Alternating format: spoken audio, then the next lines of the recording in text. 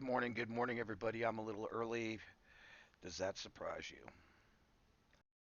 Sometimes I'm a little early, but because of the live stream today, I decided to come on early because this live stream may be a little longer than our normal ones that have been about 30 minutes or so. So I want to welcome everybody, first of all, to the chat. I'm glad that you're here. I know that I'm about 20 minutes early, so I'm going to play one song. We're going to be talking about facing the shift, the unpredictable shift that's turning into a predictable shift here in the United States, that's for sure. And I want to talk about some serious topics this morning. You know, there's a huge difference between struggling and surviving. And I want to be really, really clear about this live stream this morning. This isn't about building a wilderness shelter or making a campfire in the woods. We're talking about the skills that are going to help you survive from within your own home. We're talking about a terrible, terrible scenario where your utilities might fail, where the nearest hospital isn't available, where, well, we've already seen it, food prices skyrocketing. I hope that everybody's having a great day. The things that we're going to talk about today are, well, what we really, really need to do. You know, the numbers are suggesting that these skills are the lifelines that we're going to need, each and every one of us. I want to welcome our new member, Stephen G. Big, huge shout out. Thank you for joining as a member as the of the OTWP, and thank you for everybody being here. I really, really appreciate you. I'll be back on right after this. Oh, that sounded like a commercial, didn't it? It did kind of sound like a commercial, but we're here, and I hope that each and every one of you continues to do the dang things that matter, the most important things, the things that we might not be able to get back in the future. So I welcome you to the chat. Let me see if I can get my chat up here on the screen real quick.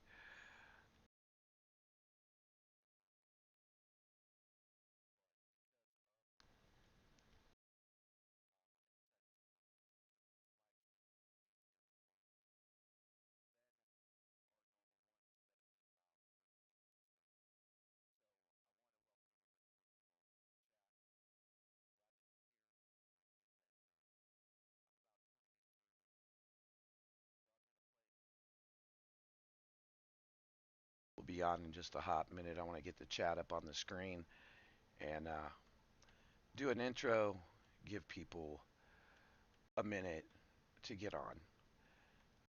Like I said, I know I'm early. I've really been trying to stick to my guns about the time, but time is slipping away from me today. So I hope that each and every one of you that's here, I really truly appreciate you. You don't know, but I'll be right back after this. Uh, Sound like a commercial again. I'll be right back.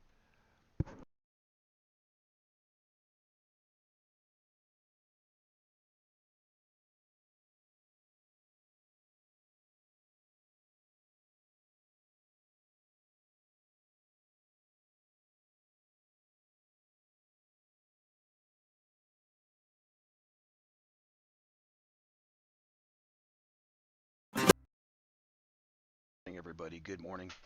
It's really interesting to me how YouTube doesn't want us to use other platforms anymore to stream our lives. They want us to go straight to YouTube. I guess it's because of all the new things that are going on. Can I get a 10 by 10, John? Can you hear me okay? I hope you can.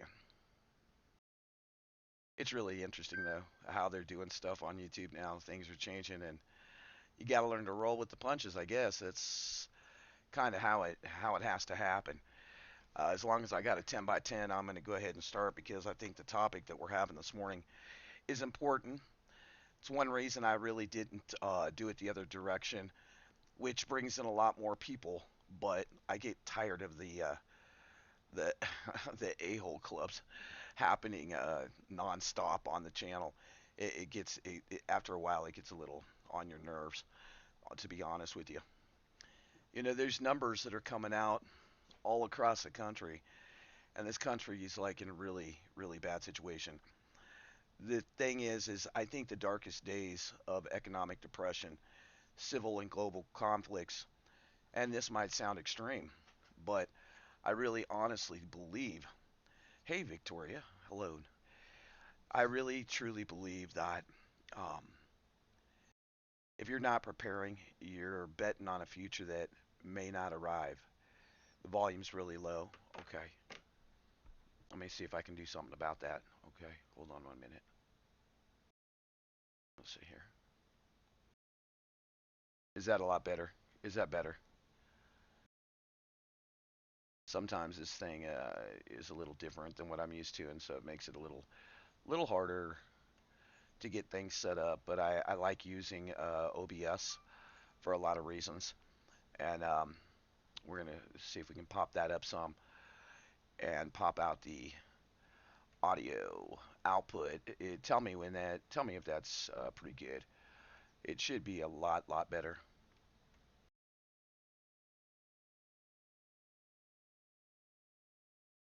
Is that better? Is that better, Victoria? I hope it is. I hope it's a lot better. Um, so I wanted to really just have this chat today with people that have been involved in the channel and not um, all the bull crap that goes on when I do it the other way through the way YouTube wants us to do it. I think that hard times are really ahead of all of us, from basically everything. I mean, we're seeing utility bills higher. Um, we're seeing, the current administration trying to get us into a conflict, which I think is going to escalate very quickly. And the thing is what I want to talk about is it honestly can drain our resources very, very quickly. It can drain the resources to the point that people will be very, very stressed out. That we will have. I'm going to try here. I'm going to try one more thing. Let me see if I can. I truly apologize. I like using this, but sometimes it's. Let's see. Okay, we're going to go to 100 and see if that helps. It should help. I'm hoping it helps. Is that much? Is that better? Is that better? Give me a yay or a nay on that if it's better. I hope it is better. It looks like it took it, so I'm hoping that it's better. I'll try to speak up a little bit just so that you can hear me. But I think that with everything that's going on around the world, that we all need to realize that there's a big predictable shift that's happening. And just imagine this, we're all used to taking care of our animals, taking care of our homes, and imagine, your resources are already getting squashed, and then you have a major vet bill, for example. The thing is I want to say that, these kind of things can run into the thousands and thousands of dollars. And it's one of those things is, those are our companions. We definitely want to make sure they're okay. But one big thing that's going to be really hard in the near future is getting goods. They're going to become invaluable. And that's why we need to learn to negotiate patiently and to be wise. It's a skill that can really help us secure necessary resources without relying on currency. For example, electrical repair. You might be able to handle minor or electrical repair, but will you be able to handle the big stuff? Probably not. Changing an outlet or fixing a light switch can become a priceless skill to have in some cases. And repairs are easy, but they prevent hazards. And I think that that's another thing that we really don't look at is that everybody has some type of skill to bring to the table. We also have people that are carpenters, and a lot of households are going to need repairs, carpentry skills, crucial from building a sturdy animal shelter to building a room, a fixing a fence, whatever it may be. And I think that you don't have to be a professional, but mastering some basics is going to help protect you from the weather. It's going to help secure your resources so that you're not putting out your resources for unnecessary repairs and items that normally we would. I think that about 3 years ago, we did that live stream about heating or eating. And I honestly believe that we're at a point in this economy that many, many people are having to choose is what they're going to do. Are they going to eat, or are they going to be able to heat their home? One thing that's really, really important that we've talked about on many times on this channel is a mutual support system, a MAG, where you lean on people's abilities and you maximize resources together. And that's from cooking from scratch.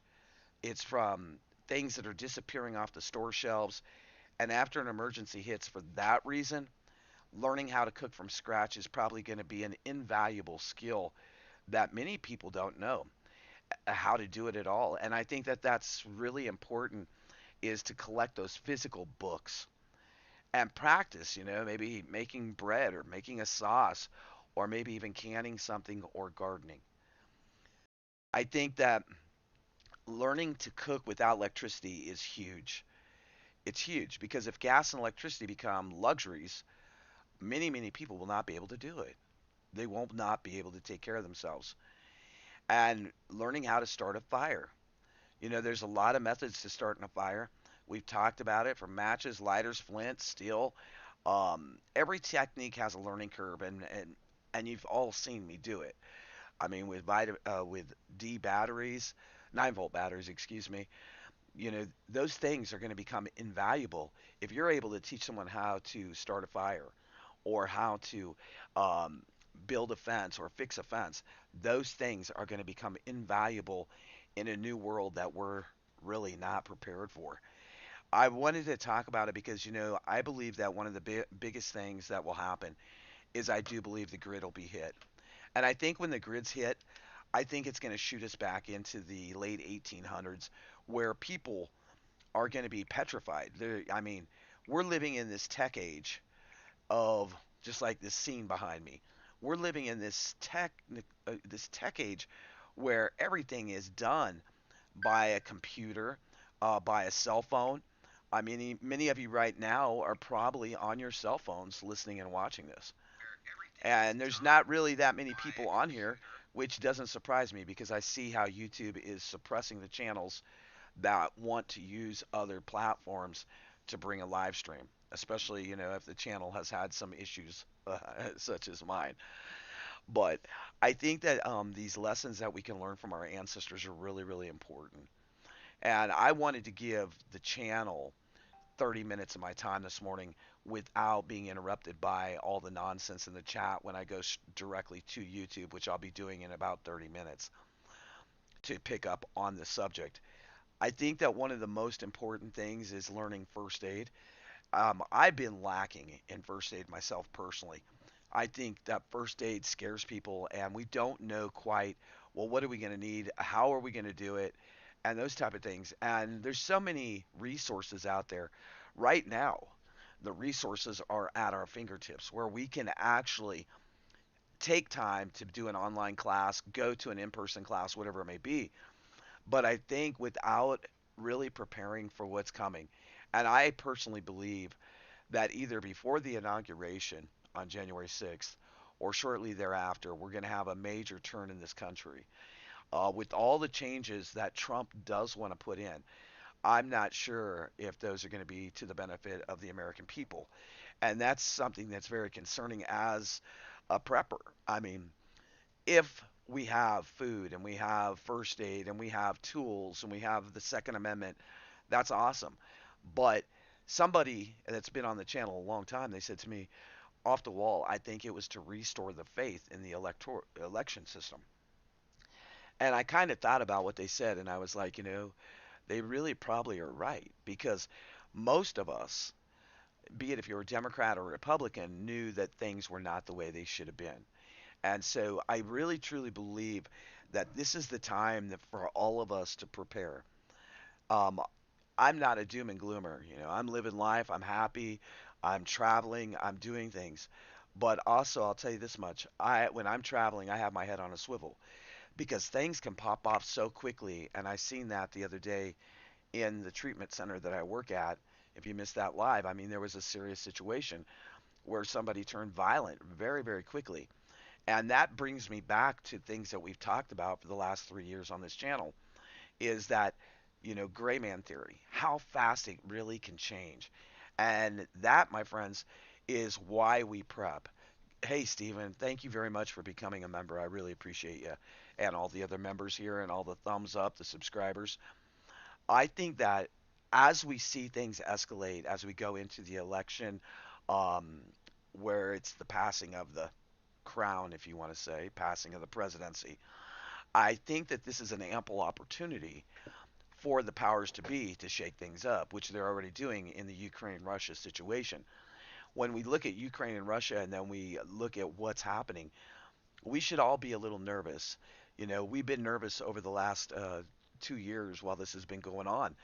But is this the last straw? Sooner or later, it's kind of like a rattlesnake getting pushed into a corner, right? Sooner or later, when a rattlesnake gets pushed into a corner, they come out and they bite. Will this be the factor that Putin says no more and has the United States went across the line that Putin set with a lot of other countries? One thing I want to say is that first aid skills, you know, how to take care of wounds, injuries, burns, could be vital during a situation in this country, either where sleeper cells wake up or where we actually have an invasion. Do I think people are brave enough to do an invasion? I don't think they have to. I think that honestly, they're already here. Also, we need to look at one thing that's really, really important. Hey, Huga Huga, is preserving food. Quit wasting so much food. You know, I started a thing here in my own house. It's just me, but I started a thing that on Wednesday nights and on Saturdays it's leftovers, and I keep that food for that many days, 3 days, and I eat it because I think that we're such a wasteful country that we've become to the point, right, where why not just toss it out? I'll get more. And it's really a bad attitude that the United States has taken. Us as a consumer nation, we have taken this stance, and it's really bad. I While I was visiting in the Philippines with Skippington, she would cook in the morning and we would eat on that food all day. Now, of course, she does not have refrigeration, which I hope that's going to change in February. But the next day, sometimes we would eat that food. And I think that in the United States, we are so into just consuming. I know when I worked at the Marriotts and I took care of the Marriotts there in Denver, one thing that I noticed is when they had a banquet, they were throwing out 55 gallons, not just 5 gallons. I'm talking 55-gallon barrels of food. And it was mind blowing. Hundreds and hundreds of pounds of food every single day would go right in the trash. And I'm talking chicken marsala, I'm talking ribeye steak, prime rib, baked potatoes, I'm talking sheets, big, huge industrial cookie sheets of cheesecakes and desserts and all kinds of things, as well as vegetables. And it's really, really sad that our country, while other people are starving and having a hard time putting, and I'm not saying it's our country's responsibility, but I believe it's each one of our responsibility as a prepper to be a little more conservative than the next guy. And yeah, it might piss you off because the next guy is not doing it. They're not conserving. But, you know, one thing that I think is really important, especially if you love meat, if you love to eat steak or ham or turkey or whatever it be or poultry, is to learn how to smoke that meat or jerky that meat so that you can preserve it for a long period of time. Without that resource and without knowing that skill, that's one of the biggest skills when it comes to food preservation. Yes, canning's great, but I already went down that road about canning, how heavy when you can food, how heavy it is. But also having a victory garden, you know, victory gardens are really, really important because of all the things that are being sprayed on our food. And then people are always looking at each other like, well, why am I sick?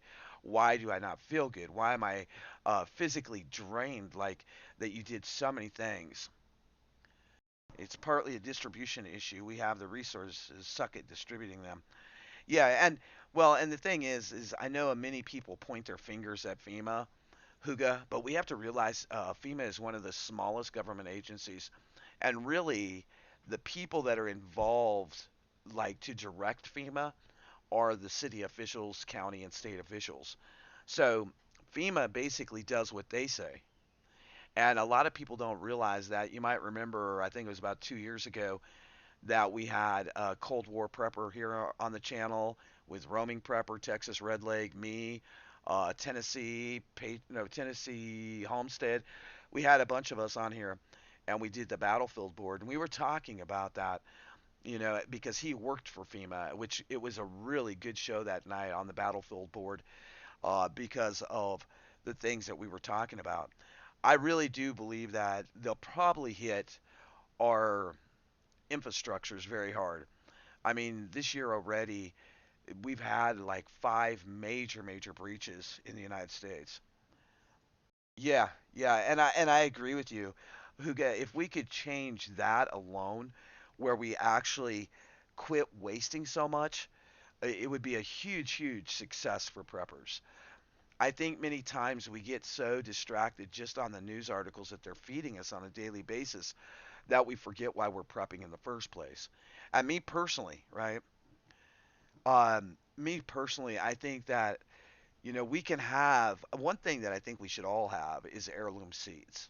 Heirloom seeds should definitely be in your arsenal of what you're going to have in case of a real SHTF. Yeah, we do, don't we, Steven? I think that everyone welcomes Steven to the channel. He's a great guy. He's been over on Skippington's channel, and he decided to come over and join us, I guess, because I'm a prepper. But I think that one thing that we really need to realize too is a lot of people say how much fuel they're going to save, right? How much fuel they're going to save. And fuel's going to become very scarce, or it's going to become just totally unaffordable. You're not going to be able to even afford to have gas. And that means walking and biking would give you the option of having mobility, especially to be able to maneuver around large crowds, major catastrophes, roads closed, National Guard, or other military or invasive military set up on our main major thoroughfares. I think that's something that we all really need to think about. And that's one reason that, other than my back injury and my knee injury, that's another reason I started working out because I don't know if it was Huga or I'm not sure who it was, but somebody was talking about that they were carrying their bug out bag and they were walking. And Farmer Son Prepping, he did the same thing. He realized how much that bag weighs and how far can you really carry that bag. And that's like really a crucial thing because if we're 40 or 50 or 100 pounds overweight, and I'm not saying this to be offensive to anybody, but we have to get up off the couch and do something, even if it's just walking. Even if it's just walking, I think some of the biggest thing is walking for me and riding. I have a bicycle now and swimming. Swimming just builds up your whole core, your whole thing gets going. It's really truly about survival. And it's not about, oh, I'm going to lift this much weight or I'm going to do this. It's really when it gets down to it and you're out on the road and something major breaks out and you have to get out of your car. You're going to have to be able to walk miles and miles and miles. Otherwise, you're going to be, as we used to say in the Navy, screwed, blued, and tattooed. You're going to be sitting on the side of the road singing Kumbaya, and that's not where you want to be. Another thing that I've been doing a little once a week. I've been doing an herbal live stream about herbal medicines, and I think herbal comes into play big time. Herbal medicines, natural remedies, natural ways to heal yourself is really important. Uh, One thing is that we can't have every herb because if we did, we would have cupboards and cupboards filled. But if you get some of the basics like cayenne pepper, aloe vera, lemon, lemongrass, things like that, peppermint, look through an herbal book online or somewhere and look at the ones that really help a lot of different symptoms and problems because that's going to give you the opportunity to just get those few things that could be lifesavers. Because I'll tell you what, during a real SHTF, and I've never been in a war situation, but I've fought for my life before, and you all know this. I'll tell you what, your animal instinct will take over. But the other thing is that your gut, and yeah, it's a nasty subject, but your stomach's going to be so tore up that you have a great possibility of becoming dehydrated from having diarrhea or regurgitating, one of the two. So it's really important that you address that now, just like we've talked about. And I think that the window of opportunity is narrowing on us very quickly, right? I think it really is. I think that this is the opportunity to go and see your doctor and say, Doc, I'm on this medicine, and this medicine, if that's how many you're on. And can I get a 30, a 60, a 90-day script? And if he says why, just say because it would be easier on me to budget to have a 90-day supply. You know, I'm not telling anybody to lie. I'm telling you to protect yourself, especially if you are on something that's medically needed. That's medically needed. It's really important to be able to protect yourself. Maybe your child's on a machine, for asthma, or they have asthmatic attacks. And I'll tell you this: when Aaliyah was a baby, my daughter, when she was a baby, she would have such bad asthma attacks that one time my ex-wife actually met me at the garage, and Aaliyah was collapsed in her arms. This is when we first adopted her. She was 3 years old, and she was collapsed in her arms. Her oxygen rate was at 12%.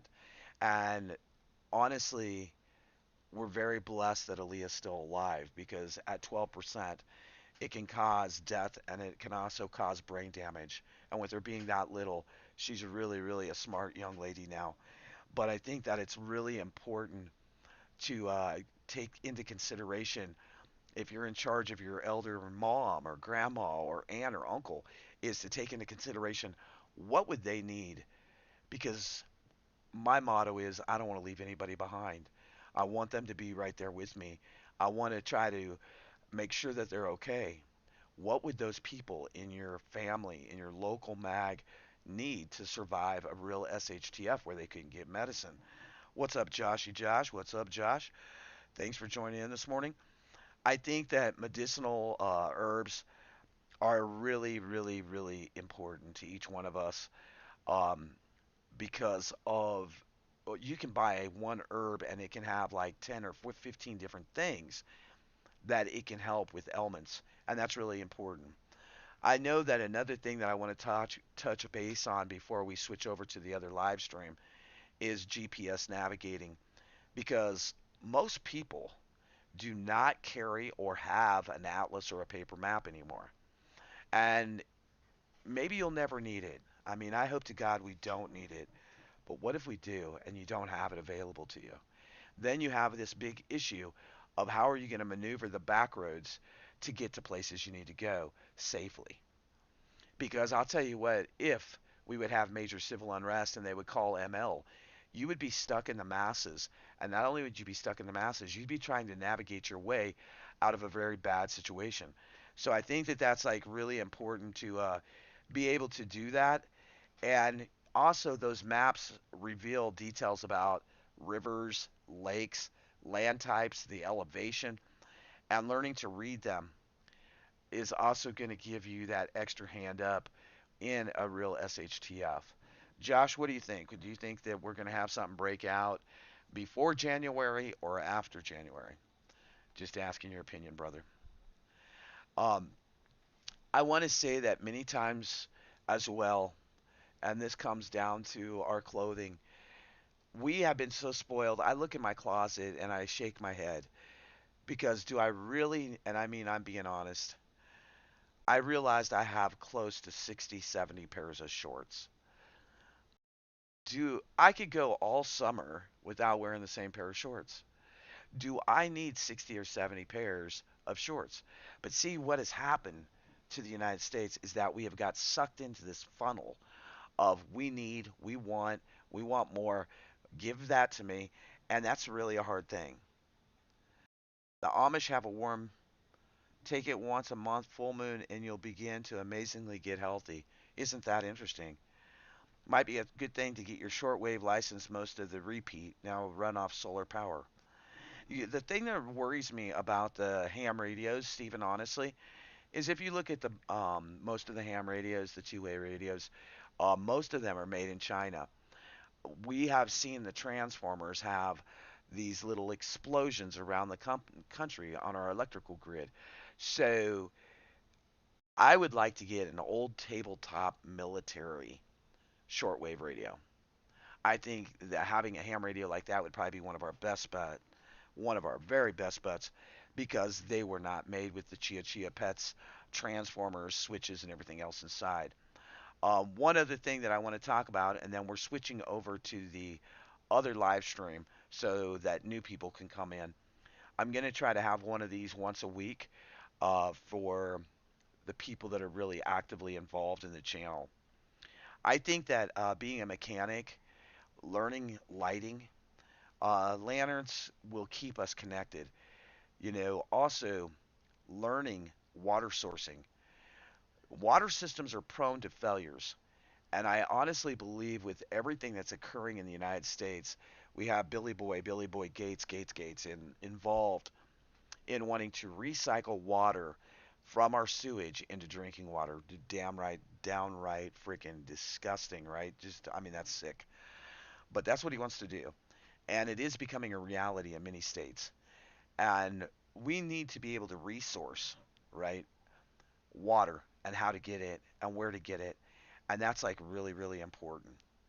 I think that if we start looking like I did with a paper map and start marking out the waterways around us within a 15, 20, 30-mile radius, that we're going to be one step ahead of other people.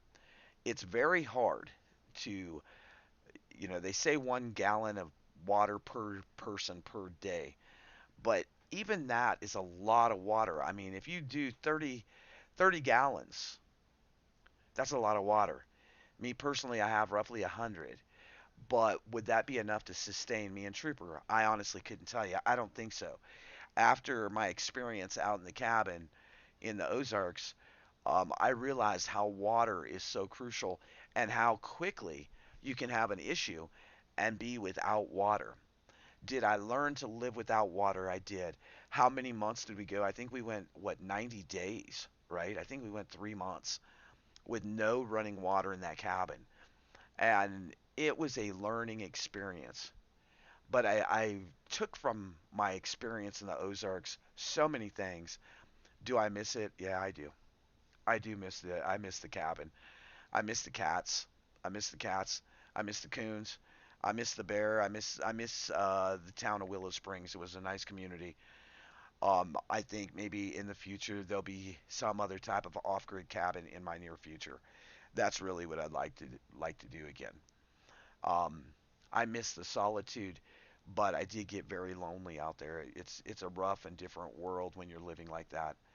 One last thing I want to talk about is just really becoming self-reliant and navigating a world that's facing challenges head on, to be self-reliant, able to navigate and shift in this very unpredictable ways that we're headed toward.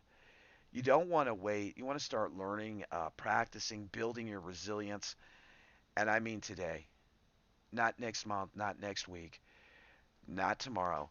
Every single day, you should be prepping and learning something. I want to say I really appreciate all of you being here. We're going to go and switch over to the other live stream where lots and lots of people will come in. I appreciate all of you, and we're going to be talking about several things on the second live stream, which will be for about 1 hour. So I'll see y'all over there. It'll be popping up here in just a minute. Thank you. God bless y'all from here in Colorado to wherever you're at. Make it count. Keep on doing the things that matter, because everybody's preparedness journey is on a different motion. We're all in a different journey than each other, and that's okay. But the most important thing is to keep your head on a swivel, keep going, never give up, and never give in. And remember that the most important thing is that when the SHTF happens, not if it's going to happen, but when it happens, is that it's better to go with the flow and be prepared than to be sitting there like a rock on a log and not paying attention to what's happening around you. So keep going with the flow. God bless you until I see you again, my friends. This is OTWP with your morning briefing. It's 10:01 a.m. and we're about to start our other live stream. Sometimes that takes a lot. Sometimes it's things that we never expected that we have to do. But I'll tell you this much: if you learn to go with the flow, and be like a chameleon. You can get yourself out of any bad situation, and the most important thing is always to get away. If you have to fight, that's when you fight. God bless you. This is OTWP signing out. Stephen, thank you for your new membership. Thank you to all the members. Thank you to all the subscribers. God bless you from here in Colorado to wherever you're at. Remember, head on a swivel, stay frosty. God bless.